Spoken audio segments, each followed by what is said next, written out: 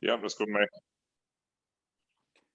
And I'm going to go ahead and get started. And really, these Monday mental health nights are really just an opportunity, like I said, right before Monday Night Football, to get together with people who are working in the field of social work and sports, psychology and sports, LPCs and sports, and just really talk about the issue of the day. Next week, hope to talk about, name, image, and likeness and its impact on mental health, because there's just a lot of things going on in this space, when we talk about college athletes and mental health. And as all of you know, folks like Jeff and Brandon, and I am not as familiar with some of the other folks on the line, and please, I welcome you to share about sort of your involvement and interest in this issue. But we know that we've just sort of come around to the issue of mental health in sports, especially with what happened with the Olympics, with Sha'Carri Richardson, with Simone Biles, with others, the commentary of Michael Phelps. Mental health is at the forefront. And, as college sports, continues to grow, right? Because, whether you're mid-major or you're Power 5 school, or you're, a D1 or D2 or D3 school, the money is going to continue to grow, right? It's, whether it's television contracts, whether it's, endorsements, the money is going to continue to grow, just like tuition is probably going to continue to grow. The cost of education is pretty amazing now. And so we want to talk about these issues, but at the same time, right, we're still trying to catch up when we talk about, just working with college athletes in the mental health space, whether it's getting time and providing time for them to work on their mental health, whether it's, really understanding how a diagnosable depressive disorder can impact a college athlete differently than, say, a non-college athlete. How can we deal with athletes and their performance anxiety, when many students have anxiety, right? And how is theirs different? And how is theirs exacerbated by the fact that they're in class and there's certain anxiety that comes along with being a college student and the academic work, but then they've got that athletic realm as well, where they may be on ABC or NBC, or, they may be on a specific network to their conference. But, increasingly, again, whether you're a Power 5 school or mid-major school, a D2 or D3 school, you're usually on something, on TV, being streamed, something, and that comes along with anxiety. And so tonight, we just really wanted to talk about social justice and some of the challenges that come with mental health and social justice, right? Because we know, and I think I'm hearing someone's background.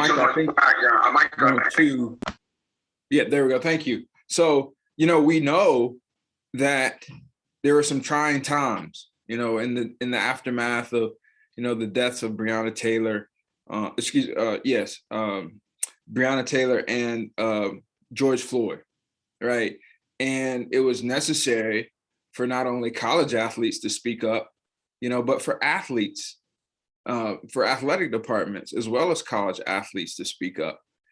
And, I started to think about how is this impacting, their mental health.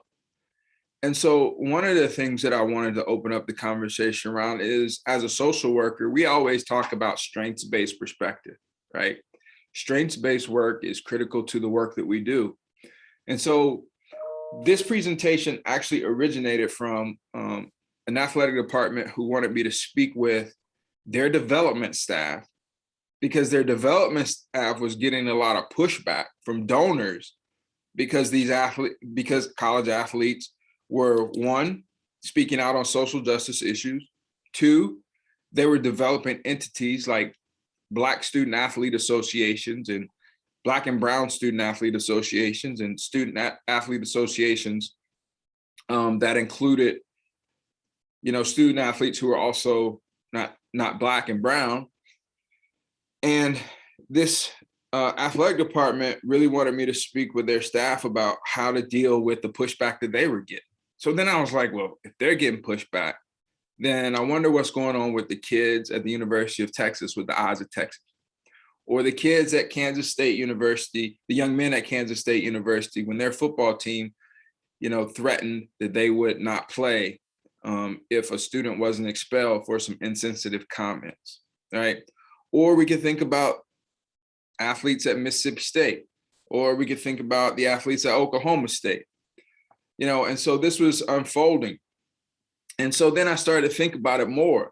And one of the things that I thought about, that I was thinking about again, was a strengths-based perspective, right? Because one of the things that social justice has allowed our athletes to do is to work through this stage of identity versus identity confusion, in the sense that they've had an opportunity to really voice their opinions, to sort of demonstrate some of what we call in youth development their areas of ability and areas of identity. Like, some of these kids are great speakers. Some of these young men and young women, are also have unique ways of telling their narrative, right? Some of them are great writers. And so it's provided them with that opportunity, but it's also provided them with a learning opportunity, an opportunity to learn more about policies, right? Whether it's local policies that are related to criminal justice reform, for example, issues around police immunity or issues around sentencing. So from a strengths-based perspective, finding their voice, allowing them to learn more about policy, probably finding some interest, not just in the policy realm or the social justice realm, but just when we talk about civic participation. I mean, if we observe what the WNBA's Atlanta Dream did and their impact on the Georgia elections, it was incredible. And so also, it's not just social justice, because we think about social justice sometimes as fairness, and sometimes it can be a little bit ambiguous, but think about the impact that it's had on college athletes' civic participation. There were a number of Division I schools who, just because of their athletes' civic participation, began to petition their schools to act as voting sites, for our last presidential election. So it's been very positive in that sense. And then I think the other part is that it's also, in a sense, maybe help some of our college athletes deal with an imposter syndrome. And it's not the imposter syndrome that comes along with, whether they are a good, field hockey player or a good swimmer. It's not that. But sometimes some of our athletes feel imposter syndrome when they're on campus. They're like, do I belong here? Do I belong in this movement? Should I be a part of making this statement? Should I be a part of being in this protest? And so I think in a lot of ways, it's all of these things have come together to help them validate themselves as young people who can make a contribution to the civic well-being of our society. And then the last piece that I think is important is that I mentioned earlier, these associations have been developed. And I think that's a positive in and of itself, because now we're talking about a cumulative effect, right? It's not just the fact that we're experiencing these athletes are experiencing these benefits for themselves, but now they're getting in the space. And one of the things that I've heard is, because they've done this, they've created a safe space. Like, for the majority of Black student athlete and other associations that were developed as a result in the aftermath of Breonna Taylor and George Floyd, the number one piece that I heard is that they were doing this because they wanted to feel a sense of safety. Like, the petitions and the marches and all of those things were sort of secondary just to creating a safe space. And so the last piece I'll talk about from a strengths-based perspective, and I'd love to hear your thoughts, is helping others. Civic participation is one thing, but there was a lot of community organizing, community development work that came out of this. I hear that a lot of athletes, college athletes, were more targeted in terms of the community service that they wanted to do, and they enhanced their involvement and their voice in that work. And so, before we talk to the negative implications of social justice, I think that there are a lot of positives there. Are there any others that you can think of that I may not have shared?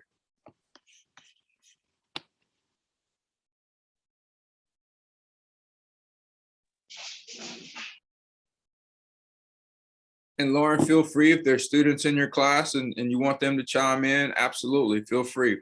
Floor is open, because one of the things that I'm hoping that we do in this space is, an opportunity to process and see things from a different perspective, because I do not profess to have all the answers. I got a bunch of ideas, right, Jeff? I got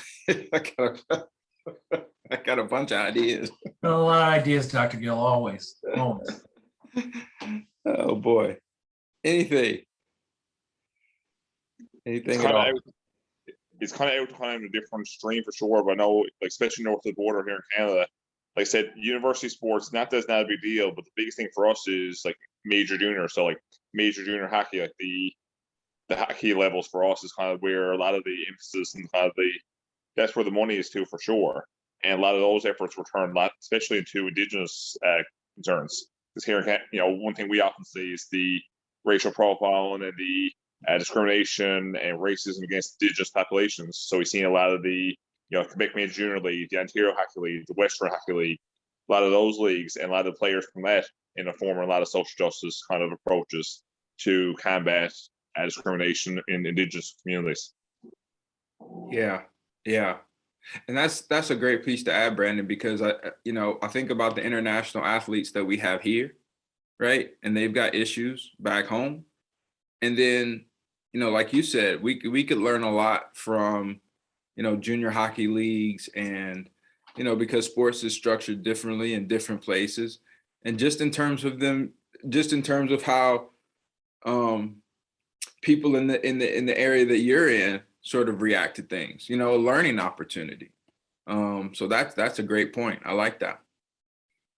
Any other thoughts? Strengths-based perspective, the positive aspects of social justice on mental health.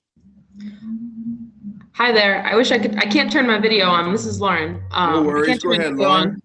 Because we're on Zoom with our group as well. But we did have about, I think, 99% of over 500 student athletes were registered to vote, which I think was awesome. Lauren, we cannot hear you. You're muted. Yeah. No, that is, and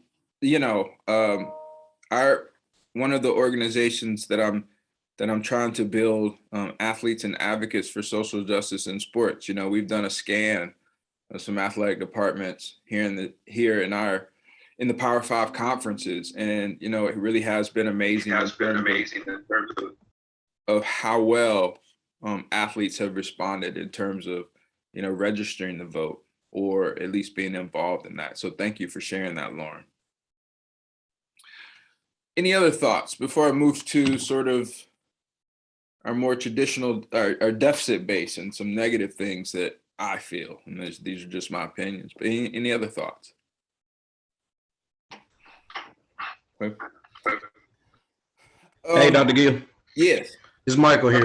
Hey, Michael, go ahead. Yeah, you were talking about during the George Floyd and Breonna Taylor. I know that me being from Alabama, here at the university where I graduated from, they actually had a protest and with all student athletes, and I thought that was very impactful because it allowed some of the student athletes to talk instead of using people that were above them to talk for them, and it gave them their space. For instance, Najee Harris, I know he was one of the first ones to go up and speak about, just everything that he felt like was going on. And just to see that from an athlete's perspective, I guess that kind of, made everybody kind of come down and realize that, okay, they are actually, they see things too, and they can actually have a voice also.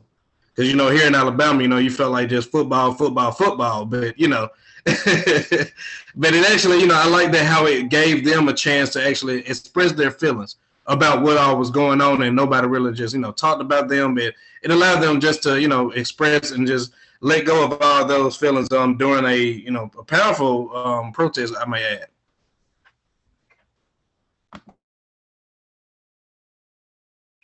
No, thanks for sharing, Michael. I agree. So in addition to, the strengths-based things that we've mentioned, is also, again, that cumulative effect, impacting other people, breaking down stereotypes. And, those things are important. I teach a social justice and sports class. And one of the things that I'm trying to move my class towards, or our class, is really, we talk about social justice, but we need to talk about it in between the lines of our conversations, whether it's about prejudice or whether it's about discrimination, sexism, ageism. Because, in some ways you've got to figure out how people feel. In some ways you've got to pursue interest convergence, right? For change to happen, and so having people see some of the athletes at Alabama in a different light is totally in line with that strengths-based perspective. I'm going to talk a little bit about the negatives. And again, I just wanted this to be sort of like a 30-minute conversation that folks don't have to take too much away from their evenings, or depending on where you are, your day. That is a big dog. That's looks like a pretty big dog. But anyway, that's okay. That's all right. I'm gonna get home to my dog. I gotta let him out. But and so some of the negative aspects, and I think going back to that piece that I was sharing about the athletic department and the onus for my interest in this area, the athletic department really talked a lot about pushback, right? And we've seen a lot of pushback from teammates, pushback from coaches, pushback from athletic departments, put a lot of pushback from fans, and even pushback from lawmakers. We go back as far as the Missouri football boycott, when legislators there tried to put forth legislation that said those athletes who engaged in protest would lose their scholarship. And I believe that has happened in at least 2 other states. But that really, if we just think about it, that can exacerbate the anxiety. That can exacerbate, any depression or depressive symptoms. And, again, these athletes, a lot of them are in their stage of identity versus identity confusion. So think about it. I'm feeling really good about, what I'm doing in the social justice space. And here comes, a bunch of individuals, whether it's fans or lawmakers, who are not condoning what I do. How does that impact you in terms of this identity that you're trying to develop? You begin to question yourself. You have anxiety over playing time. I mean, look at East Tennessee State University. I believe the eventual dismissal or the coach leaving was because he decided to kneel with his team. The other thing that I think is interesting also is sort of the type of feedback that you get from your family and your friends. Like, you got friends at home who are participating in these protests and these change and these petitions and all of these things. Are they calling you out for what you're not doing, or that you're not doing enough, or that, in particular, athletes who are of color, they're mostly competing at schools where, there are a number of athletes and non-student athletes who don't look like them. And then that got me to thinking, what about our white brothers and sisters who are protesting? I mean, you've got to imagine that there are some circles where they are also getting a different kind of pushback. And I really just thought of that. And I'm sorry that I was so narrow that I wasn't thinking about that. And at the end of the day, I think, part of this pushback, then we begin to talk about how it influences relationships. And so in a way, it has the potential to detract from nurturing relationships and rob kids. It can bring up dividers where that was a nurturing relationship. Now it's a stressful relationship. And we certainly have enough of those in our life. Or it can intersect with, a lot of my identity is who I am, and I'm going to go jump to NIL, and, can social justice impact my NIL deals? And then I'm not as marketable I'm not that guy or that gal. And that, again, detracts from my identity. The other thing that I thought about is trauma. Because even engaging in social justice can be re-traumatizing to some. First, some of the things that happen can be traumatic. Think about that fan trolling you on social media. But then also, you know, for me, social justice meant revisiting every time the police pulls up behind my car. And I still get sort of nervous. I ain't done nothing, or I stopped doing all the things that I did before. So now I'm like nervous. But whether it's a police involved shooting that an athlete was involved in, whether it's one of our white brothers and sisters who were helping, you know, a Black and brown person and something traumatic happened to them, they have to relive those experiences. In the course of engaging in justice, they have to engage in that narrative again. And then I think the last thing is it sort of threatens their sense of safety. You know, when we talk about trauma, we talk about trauma-informed care, but really just in a really practical sense, whether it's their physical well-being, whether it's their scholarship, whether it could be a number of things. Because the one thing for those of us who have been involved in social justice space, people who don't like it can have an impact on your bottom line and you never ever know about it. You never ever know about it. It's people whose jobs can be affected from this. Their opportunities to go to graduate school just because people disagree with them with issues of prejudice, discrimination, ageism, sexism, or other things. And so, you know, I don't think in a sense we can pinpoint any disorder, but I think what we have to think about is that athletes with pre-existing conditions who engage in social justice, whether it's a bipolar disorder, whether it's depression, anxiety, and adjustment disorder, substance use disorder, these things that happen in the course of social justice can have a negative impact on their mental health. Were there any other issues that you think about when you think about the negative impact of social justice on mental health?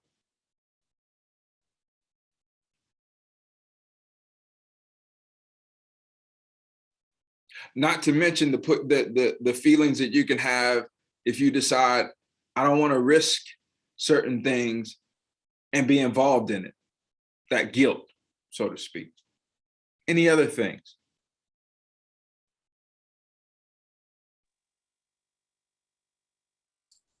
One thing that comes to mind there as well is not just, like, say, the student athlete are thinking, okay, during my student athlete career, but how's this going to impact me post my student athlete career? You know, look for a job, looking for employment, looking for, networking opportunity. Is this something that's going to impact, me being able to get a job with X, Y, and Z? Yeah, absolutely. And, just think about it, Brand. I mean, there's a certain amount of time that has to pass with that, and so then it's like, all sorts of questions. Was doing the wrong thing because you're a little bit older. That's a good one to unpack because of the time dimension. Don't know is a scary thing oftentimes. Yeah, tell me about it. From somebody who opens their big mouth in the social justice space all the time.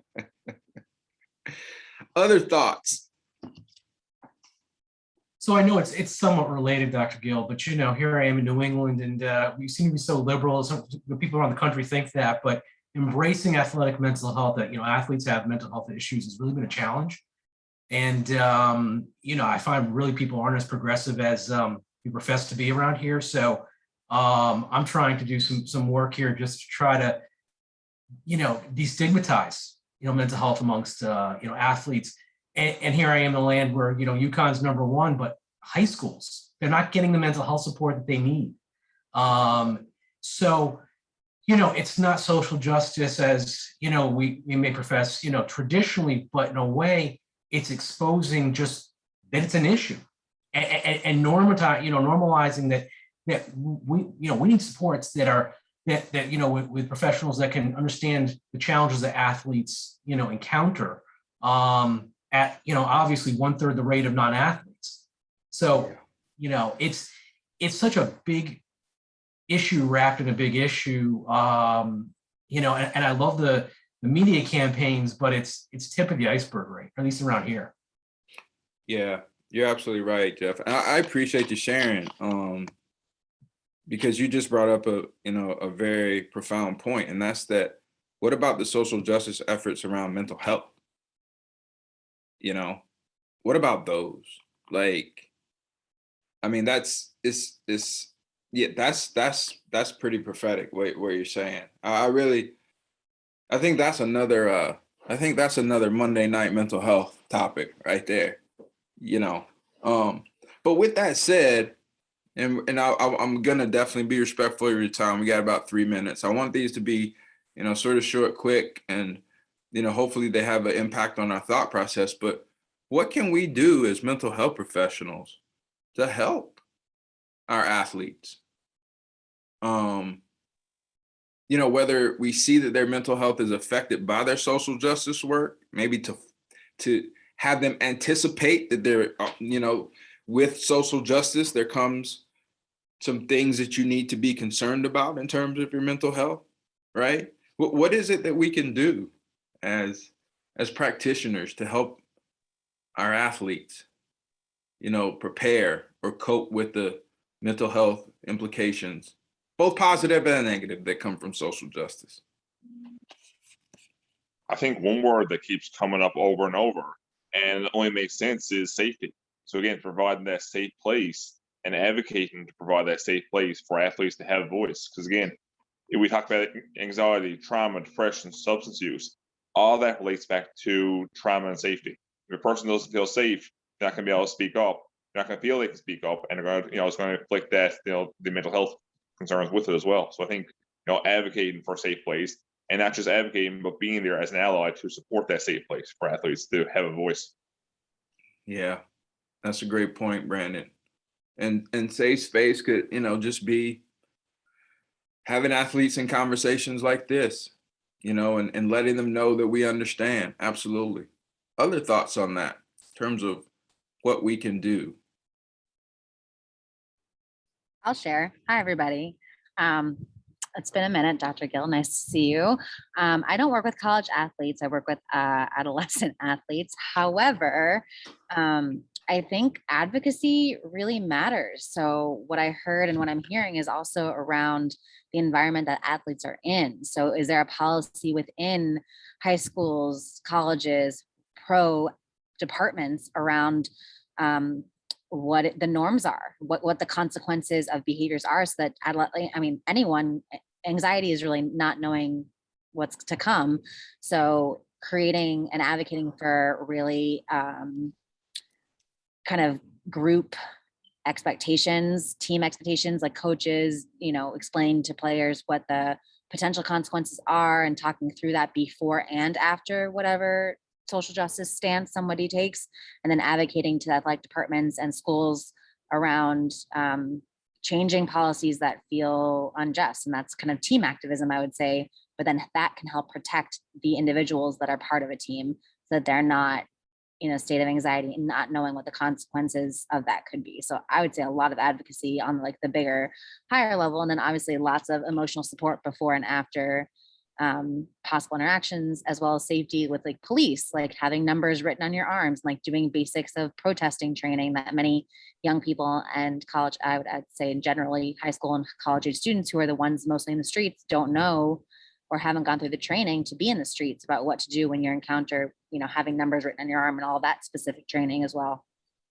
Yeah, those are great points, Asha. Those are outstanding points, right? Because you got to know what's accepted in terms of policy to be able to address any injustices of those policies. And you're absolutely right. I mean, a lot of anxiety comes from, we don't really know, right, what's going to happen to us if we do this, sort of like, and then, with some, and I love that you're working with adolescent athletes, but a lot of times it's reactive, right? All these policies and things come about because folks are reacting to what the kids did. It's sort of like being in the NCAA. The NCAA is going to be reacting to NIL, and everything's going to be sort of rolling back. And then it's like, oh, I didn't know, and again, that, the fact that athletes are engaging in that and they don't know, and something happens, again, can have a negative impact on their mental health.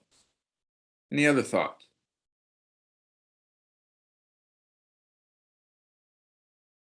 Any others? Well, I'm already 2 minutes over and I'm so long-winded. I'm working on not being long-winded. So I just want to say thank you so much for participating this evening. I'll share the link. I'll share the recording. I think I made a mistake. I'm trying to do these every 2 weeks. So a couple of weeks from now, I'm going to do a piece on NIL.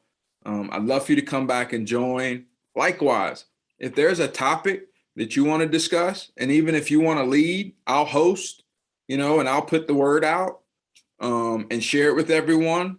I'd love for you to do it. We need to build on this momentum with respect to interest in mental health. And, I think some quick conversations about some innovative stuff will really help us do it, whether we're LPC, psychologists, social workers, teachers, coaches, everybody's invited. So thank you again. And again, if you're a Cowboys fan, my condolences. No, I'm just playing. But y'all have an outstanding rest of your week. And if there's any way that I could be of assistance to what you're doing, do not hesitate to call. All right. Y'all have a good one. Good night.